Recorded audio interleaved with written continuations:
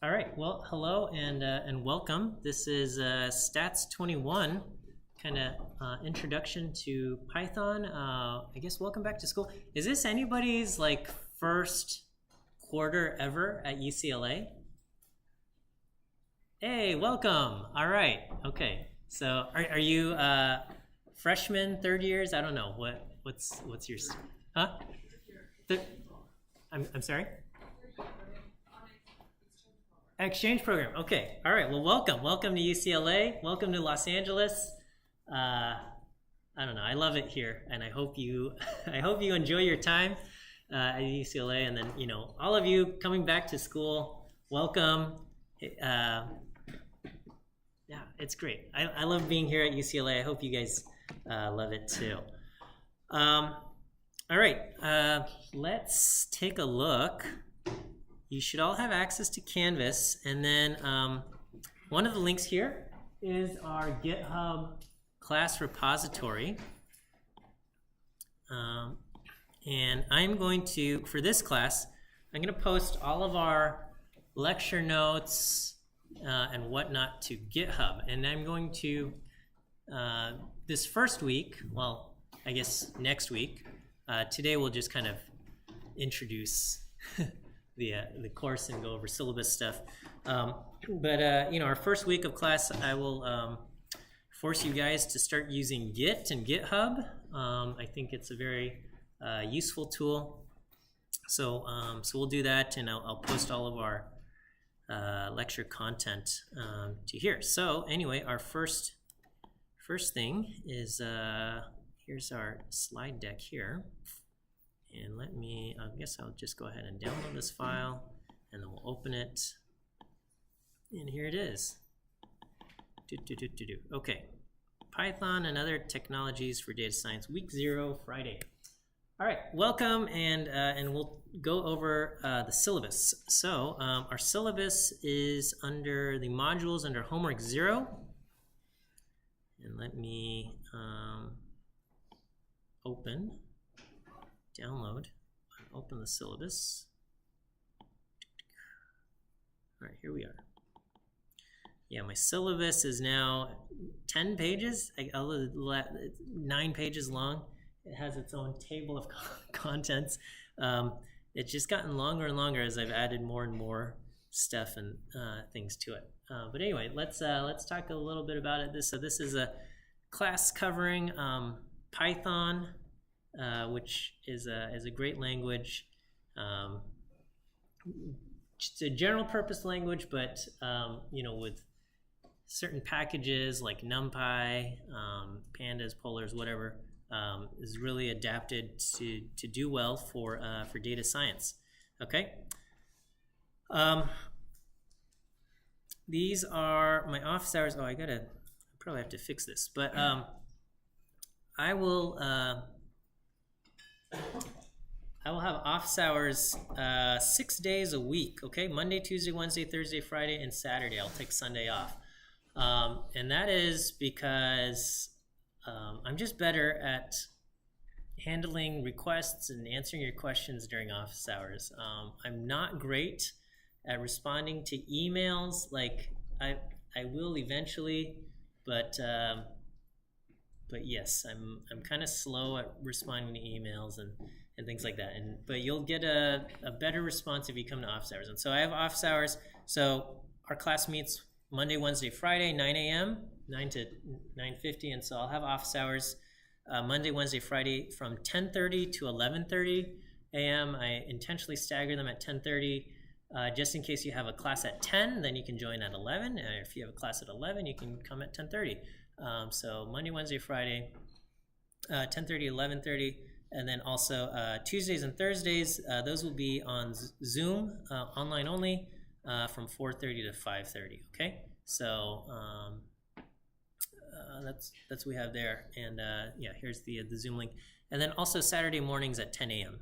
for office hours. So you'll get a faster response if you come to office hours than if you send me an email or something like that. Okay.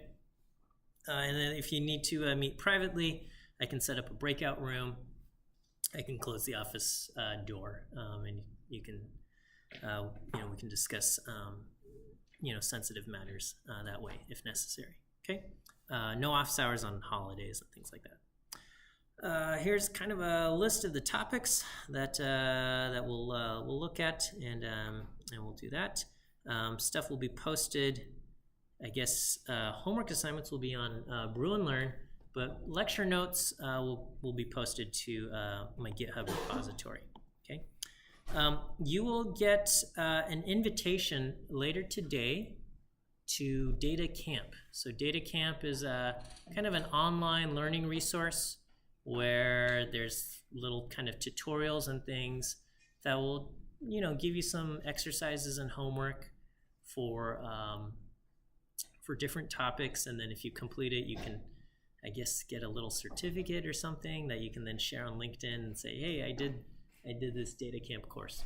But anyway, you will get an invitation. So this is important. Please make sure the email address that's associated with kind of your Brew and Learn and whatever is the email address that you're using, because I'm going to just use the roster. It got your email address on there, and I'm going to send an invitation to that thing.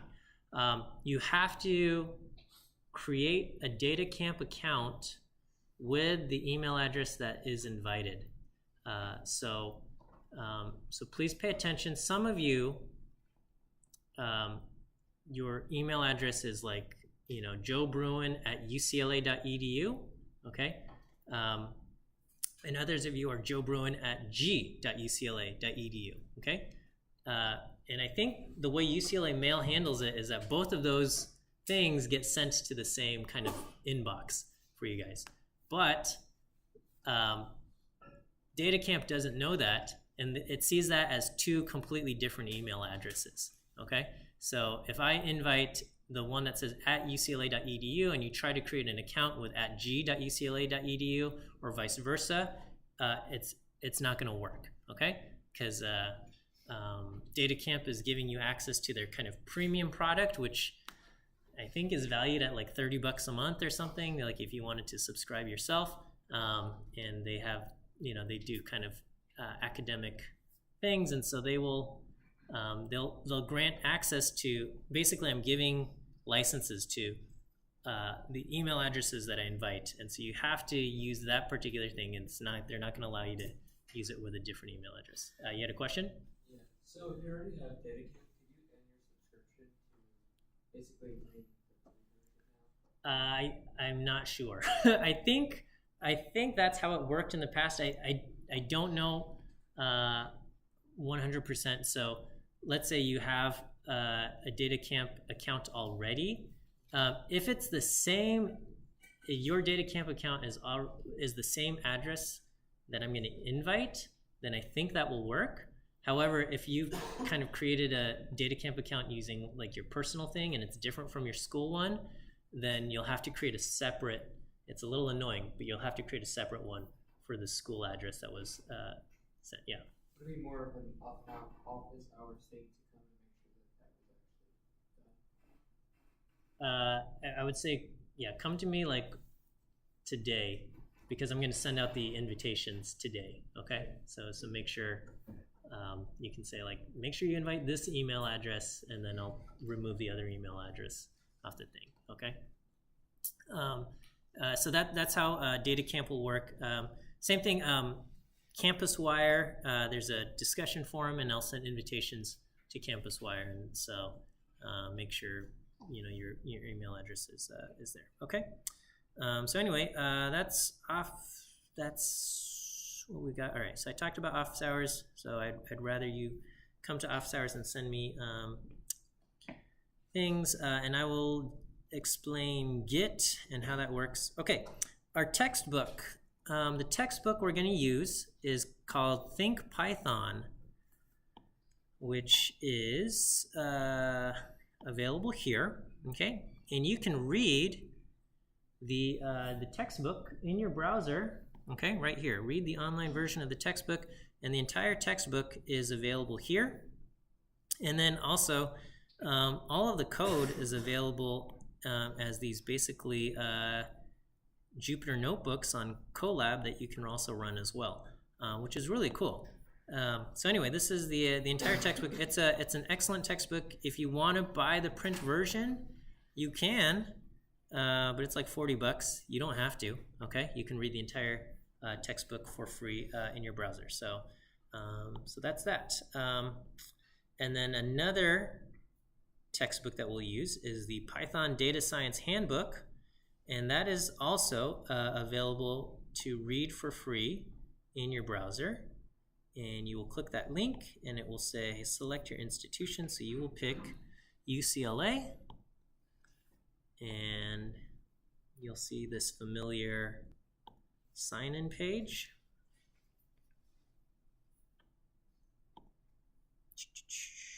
I think sign in, maybe. All right, well anyway, all right, Duo Security is giving me problems.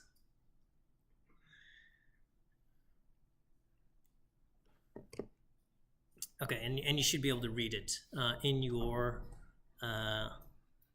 browser. Okay, so again, both of these textbooks are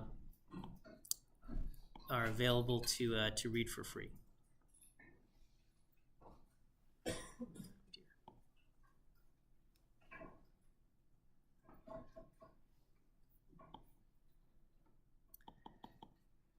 Well, I shouldn't say free, because you're paying for, at least the O'Reilly's thing. You're paying for your tuition funds our library, and the library has access to these resources.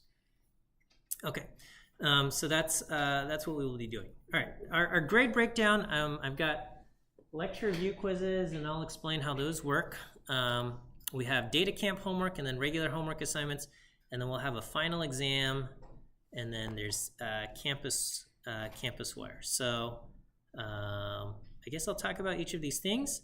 So lecture view quizzes is going to be how kind of I guess take attendance and make sure you've kind of come to lecture and whatnot. So on Brew and Learn, you have this lecture viewing quiz, and let me just make sure. I have to log in. So it looks like this, and just some multiple choice questions with options, A, B, C, D, E, and I will give you the answers in class. So let me just double check. All right, so this first one is the letter B, okay? And I will give you the answers to questions 2 and 3 later.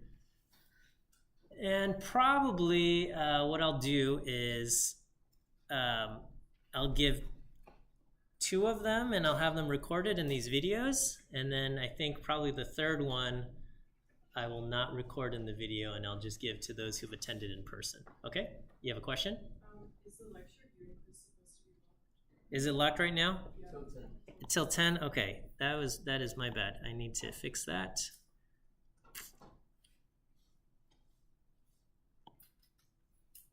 Oh, not available until 10 a.m. Okay, so let's fix this.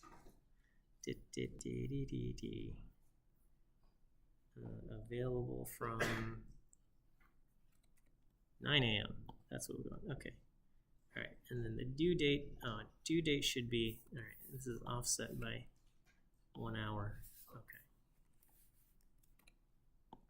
September 30th. Okay.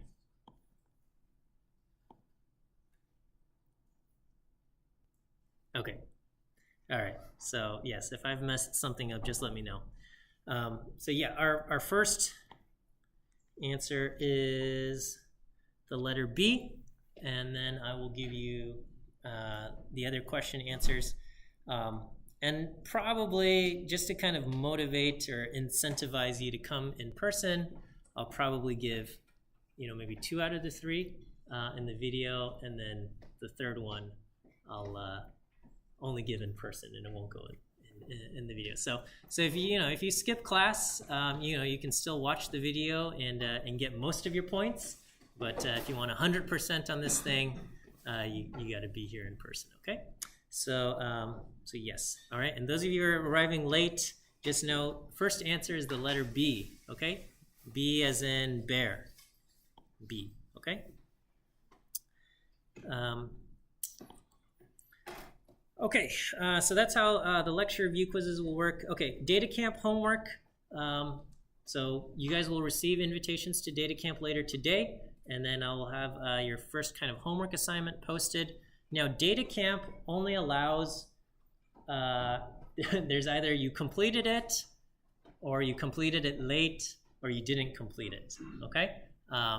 So basically, if you complete it, you'll get 100%. If you complete it late, I'll give you 80%.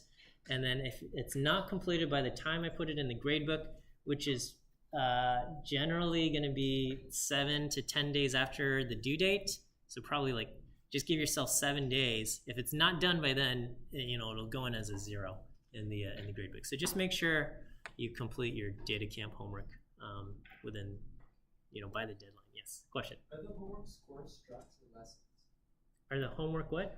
Courses, tracks, or lessons? Because that's how data camp. Yeah. So generally, it'll be like a couple chapters out of a course. So most of the courses are on data camp are like 4 different chapters, and I'll probably assign maybe 2 or 3 chapters from one course, 1 or 2 chapters from another course, or something like that. And then basically, once you complete that chapter, I don't know, you get like a little green check mark, okay? And at least on like data camp's like grade book, it'll say like this was completed and things like that. So so we'll do that, okay? And then if you already have completed some of these things, like as soon as I assign it, it might already say you've completed it, and that's fine. You don't have to redo it, okay? So like one of the first assignments will be like Intro to Python, and I think that one's like free for everybody or something. And so if you've already done it, it'll just show up in your account as like you've already completed this thing, and that's fine. That's fine. Okay. The other we'll also have just regular homework. Okay, and the way those homework assignments will work is that in this class I'm going to use basically notebooks. IPython notebooks, so Jupyter or Jupyter notebooks basically. So I'll post a notebook with kind of questions and things like that, and you will you'll fill out your answers, and then you'll export your notebook, and then you'll upload your notebooks to Gradescope. Okay, and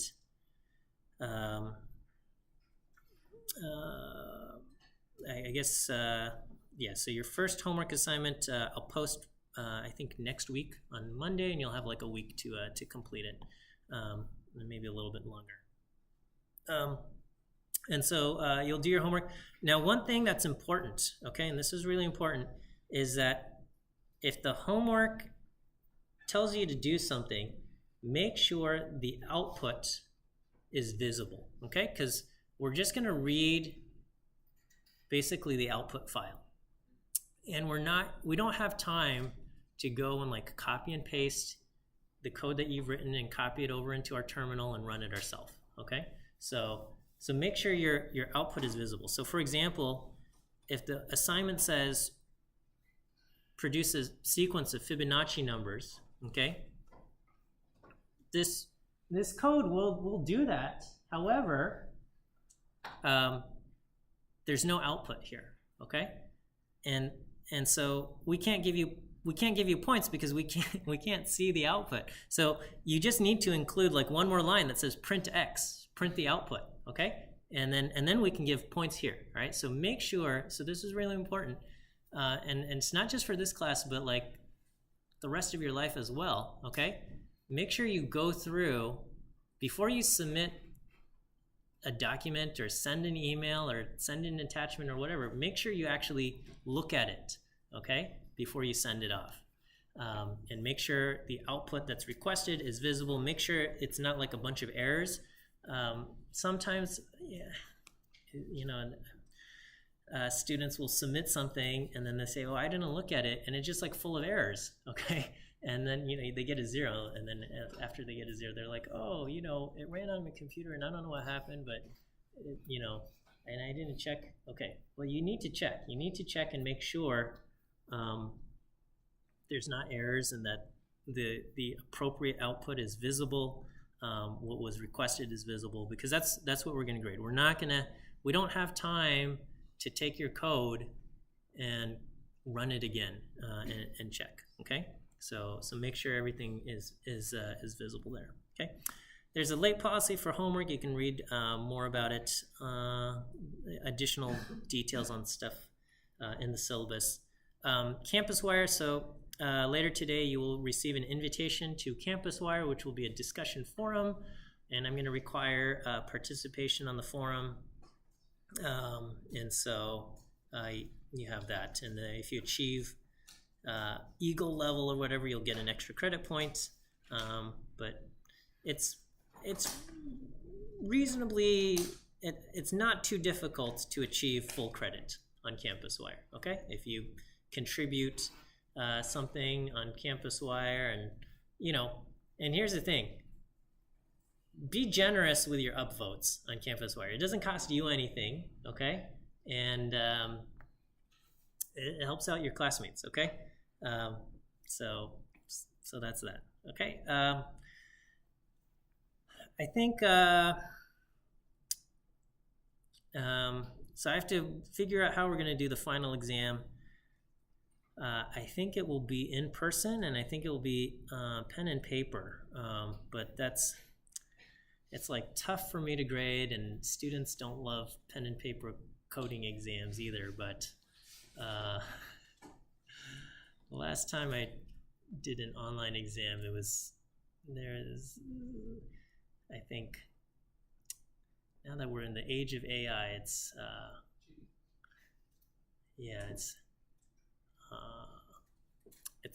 a little tough. So I think we'll do it in person. Okay.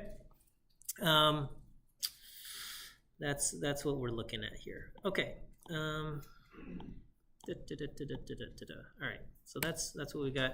Okay, this is what we're covering. Maybe week 10, I might do different things. Just a couple lectures really isn't enough to cover scikit-learn, and so maybe we'll do some other stuff. Okay.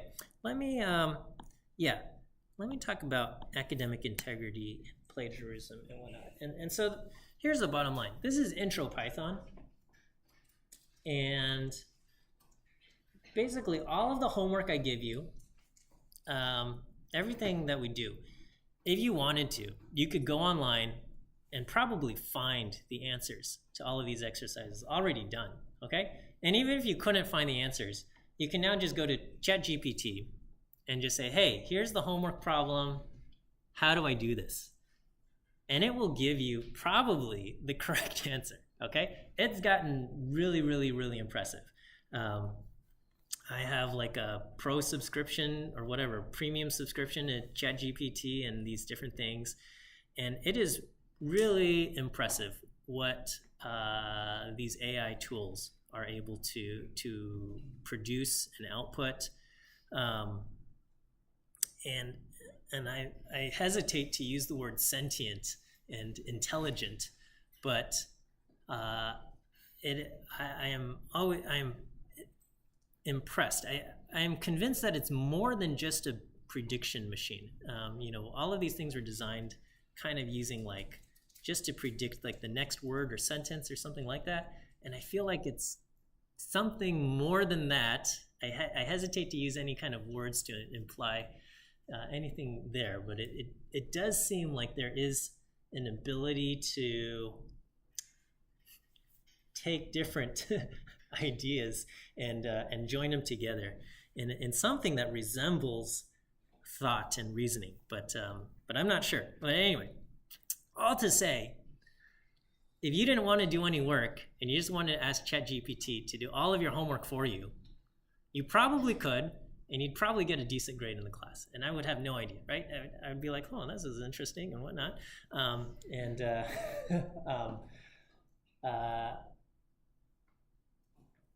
I am here under the assumption that you are here to learn, okay? That the whole reason why you came to UCLA and you enrolled in this class is so that you would actually learn something. And the goal of this class, I'm hoping for you, is that you want to learn Python, that you want to actually have this as a skill that you have so that you can go and get a job and show that you have this thing that you're capable of doing, okay? It's like, you know, if you wanted to learn piano, you actually want to like be able to play the piano or something, rather than just like pretending and putting in like a, you know, streaming a song and saying, oh, look, listen to me play this music. And all of these things, developing a new skill, whether it's playing the piano, playing a sport, getting, you know, or lifting weights at the gym, or coding Python, requires practice and requires a little bit of, I guess, for lack of a better word, pain, okay? And I think we very well understand this when it comes to something like going to the gym and lifting weights, okay? When you go to the gym to lift weights, you know, the goal is that your body gets stronger, that you build muscle and you're able to kind of lift these weights. And we understand that if you only lift like 1 pound weights that your body doesn't struggle with at all, you're not going to get stronger. Like what you have to do at the gym is you have to lift something that is kind of at the limit of what your body can do, and then your body like struggles with it, and then it comes back after you rest, your muscles get stronger and you're able to do more, okay? Same thing with your brain. Your brain is not going to intentionally, like the way we learn things is that your brain forms new connections, right? You get these new kind of neuron connections between neurons in your brain. And that's how you like learn stuff. And your brain is not, your body and your brain is not going to form additional connections unless it thinks that it's necessary or helpful, because it takes energy to do that. And so when you do your homework and it's a struggle, it's hard, okay? What your brain is going to say, man, that was hard, okay?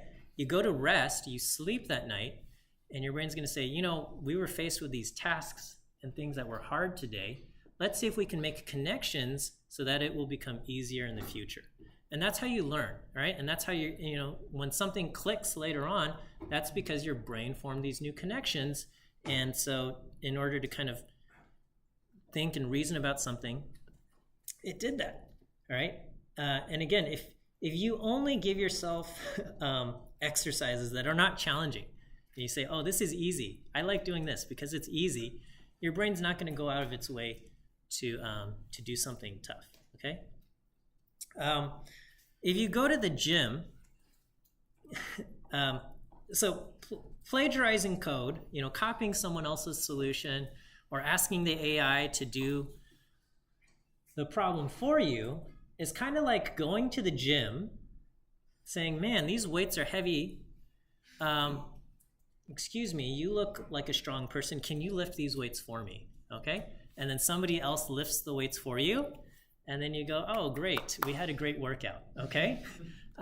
You know, we recognize like that, how silly is that, right? Because the point isn't that we got the weights lifted up off the ground, right? That's not the point of going to the gym. The whole point of going to the gym is that you lifting the weights yourself is going to make you stronger, okay? And the whole point of this class and the homework and whatever I give you, the whole point of it is that you working through these exercises and the homework yourself is going to make you stronger, okay? It's going to make you a better coder. It's going to force you to learn these things. When you ask the AI to do it for you, okay, or if you copy someone else's homework, like that's basically asking a robot to lift the weights for you, okay? You know, if it's like moving day and you need to like move furniture, sure, go ahead and hire somebody to move the furniture for you, right? Like if you just need a task done, that's fine. But if the point is you're learning, then you have to kind of go through it yourself, okay? So So that's my appeal. The goal of the course isn't that you just finish the course and you get some kind of grade there. Okay. If you find yourself stuck and struggling, like, see this as I want you to see it as a growing opportunity, and that by struggling through it, you're forcing your brain to learn. Okay. My hope is that I've written homework challenges and exercises that are an appropriate challenge. Okay, appropriate level of difficulty where it will stretch you a little bit, force you to kind of think through these things, force you to kind of learn these things. I'm not intending to make things like super impossible where it's like overwhelming and you can't approach it. So my hope is that the exercises are of an appropriate difficulty, and that you'll do them. And that's honestly where you're going to do the learning. Okay, we meet in class and I lecture, and I like to think my lectures are pretty good, but the learning, your true learning, is going to happen not by sitting and just hearing me talk. Okay, the true learning happens when you try to write the code yourself. Okay, that's where the true learning happens. And there's going to be a lot of skills that you need to learn on your own. One of it, which is learning how to use functions and software and things that I don't even cover in class. Okay, because Python and data science and all of that, it is like rapidly evolving. Like all of the stuff I'm covering today, like within a couple of years, is going to be outdated. Okay, like I'm going to introduce Jupyter and things like that, and in our class we're going to cover pandas, but pandas is already, it's probably still the most popular thing, but now there's like, as I try to keep track of like what software and what tools are being used, like there's always kind of this thing where it's like there's the dominant thing, and then it starts to another product starts coming up, and there's always like, and so there's like Polars and stuff. There's like other software that's gaining in popularity, and they're all kind of similar, but they also offer different advantages and things like that. A lot of the tools and skills that you learn in one thing will translate over to any kind of new software and packages as well. But an important thing is you're going to have to be able to read documentation for new software and new packages and new functions, and learn how to use these things yourself. Okay, so I'll introduce a bunch of stuff, but yeah, question? Instead of actual careers, I've been told that sort of the language is kind of obligatory. It's more like you have the capacity to program, you should be able to read the documentation, work with different programming languages. And so my question to you is, how long did they realistically give you to go from 0 back to relatively? How long does, what do you mean they give you? So, like, for example, when you're first newly employed, perhaps you don't know, like, SQL that much. Yeah. And you're someone like me, you just rely on R for everything. Yeah, I mean, I think it's going to differ from job to job. So some places there'll be, they'll have high expectations, and you'll be expected to kind of get up to speed right away.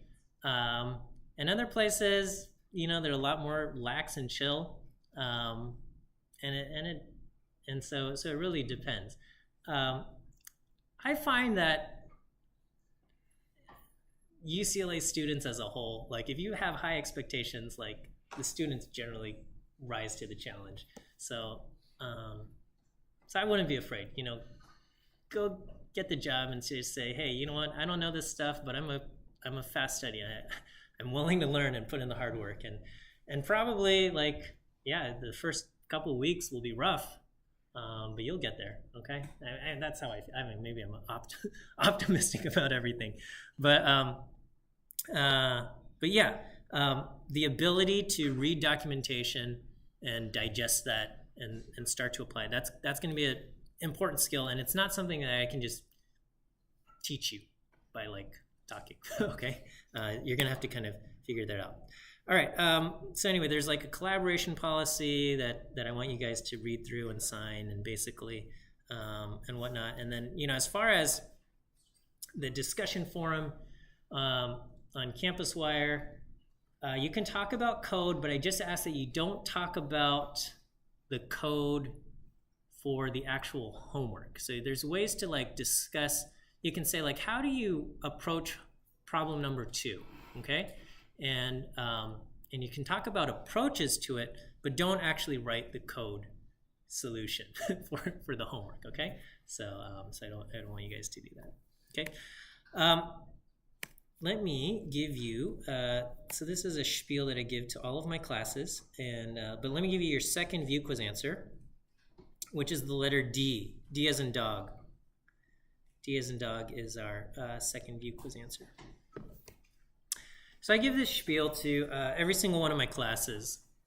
So if you've taken a class with me before, I apologize that you'll hear this again. And then if you take a class with me in the future, I apologize. You'll hear me give this spiel again. I like to talk about grades and life and work-life balance and whatnot. Okay. So you guys are here at UCLA, and you only get into UCLA because you had good grades, either in high school or in community college. They think they just released. I mean, we were number one in U.S. News for number 1 public school. I don't know. And then their admit rate is now like 9% or something. And I think you guys, if you were admitted, whatever class of 2025 or something. This is like, your admit rate was like 10% or something, right? And so very elite, and throughout your life, you've been getting good grades, and probably here at UCLA, maybe your grades aren't as high as you wish they were, but they still feel very important. But I do want to say, your grades do not define you. And I get it, because when I was a student, I got good grades, and it feels good to get good grades, right? There's something very satisfying about like studying hard for an exam, and then you take the exam, and then you get your score back, and it's an A. That feels good. And then if you get like a grade that you're not happy with, that doesn't feel good. So I get it. Grades feel important, but they don't define you. And once you graduate from school and you move on, you're not going to look back, okay, and have regrets over a B plus versus an A minus, okay? These are not going to be the things that you look back on with regret, okay? If anybody says they have regrets over school, it'll be because they didn't try at all right? But which is not going to be you, okay?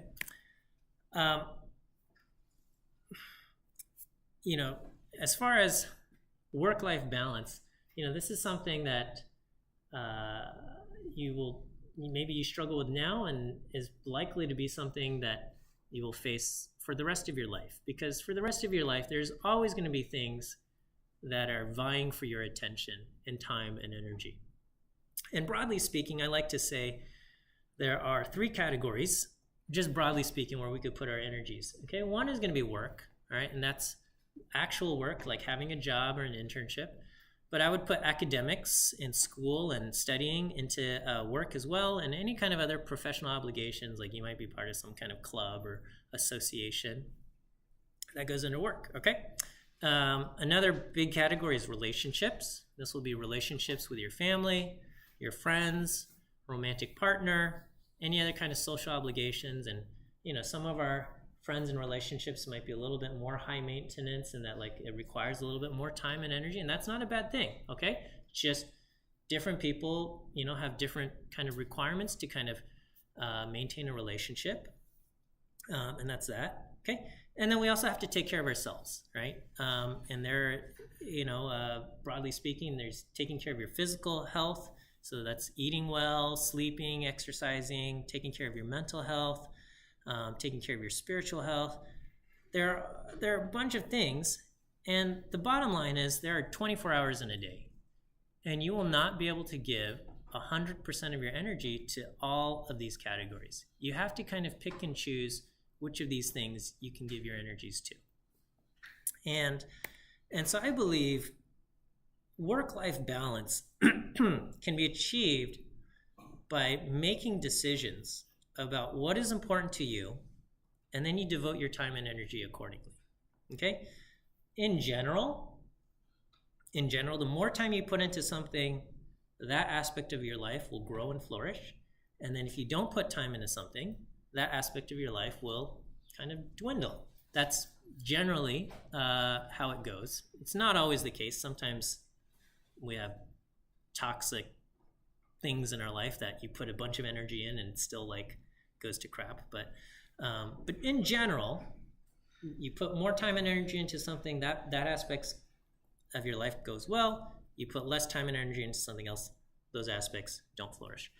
And I think we can have satisfaction and feel good about our work-life balance when we are okay with these things that we do not put a high priority in. And if we say, hey, I'm not going to put that much time into it, and I'm okay with this part of my life not flourishing, okay?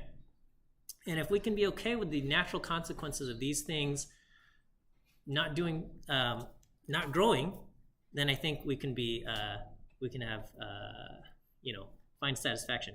If we feel like we need all aspects of our life to be growing and flourishing, then we're going to feel like we have to put time into everything. And we're going to feel like, oh man, I don't have enough time to do this thing. And then you're going to get stretched thin and you'll feel burnt out, okay? And that's not going to be a good work-life balance, okay? Because often what happens is we feel like, oh, I got to prioritize this and this and this and this and this, and then we end up not taking care of ourselves, right? We don't take care of our mental health, and that's when like we start struggling and suffering. So I think it's better to just say like, all right, I'm okay with like this aspect. I'm not going to put time into that, and I'm okay if that part of my life not growing, right? This is like a silly example, but I saw this play out, multiple times, and I guess with different people and stuff. Even among like the relationships category, you can have you have friends, and you might have a romantic partner, and you can't give 100% to all of these relationships. So you might start off kind of with a group of friends, and then one day you start getting involved in it with a romantic partner. Okay, and so now you're spending a lot of time with your romantic partner. That aspect, that relationship is growing, right? You're growing closer to your romantic partner. That's great. But you have less time with your original group of friends. And so what's naturally going to happen is you won't be as close as you used to be with your original group of friends, okay? That's just what happens. And it might come to a point where your original group of friends go off and do something and they don't include you, okay? And then that can feel hurtful, right? You're like, oh man, why didn't you invite me? And it's not like, they're not trying to be vindictive and be like, oh, we're jealous of you and your new, relationship or something like that. It's just, well, you haven't been spending as much time, and so you're not as involved in each other's lives, and at a point where maybe you're not included and things like that. Okay. But if you can say like, you know what, I understand. I've been spending a lot of time with my new relationship, not spending as much time over here. And so I understand that this part, I'm not as close as I used to be, but that's okay because I have this now, right? And if you can kind of accept just kind of the natural consequences of, things shifting, because the balance of your time is shifting, and so the balance of your relationships also shift. If you can accept that, I think you can have kind of satisfaction in life, right? Same thing with kind of like work, right? There's always going to be something you can do at work. and if you wanted to, you could spend all of your hours at work doing more and doing more and more things for the company. And if what's important to you is advancing kind of up that corporate ladder and whatnot, then it makes sense to spend a lot of time at work doing a lot of things and kind of getting recognized for that and getting promoted. Okay, but what happens is if you have not spent any time, if you spend all of your time at work and very little time with relationships and things like that, your relationships won't flourish as much. Okay, that's entirely your decision, and you can be okay with that. By having relationships that aren't super strong, it also allows you to kind of like, if the company says, hey, we need to relocate you, right? That's an easy decision to make. Okay. On the other hand, if you have like deep roots and you have ties to everybody, and it's tougher to relocate and stuff like that, right? And so from a company perspective, on the other hand, if you feel like, for me as a person, I need to have these friendships, I need to have these relationships, and I don't want to spend all of my time at work, that's fine. Okay. But what that might mean is that at work, somebody else gets promoted before you. Okay. And it's not that you're being punished for having friends. It's just from the company's perspective, it makes sense that this person who spends a lot of time at work, that person's going to get promoted. Someone else who's not as deeply devoted or something won't get promoted as quickly. Again, not necessarily someone's being punished, but just different priorities. Things play out a little bit differently, right? Taking care of yourself is important, okay? And so I say this, and I know some of my colleagues also say, taking care of yourself, self-care is important. You're taking care of your mental health, that's important, okay?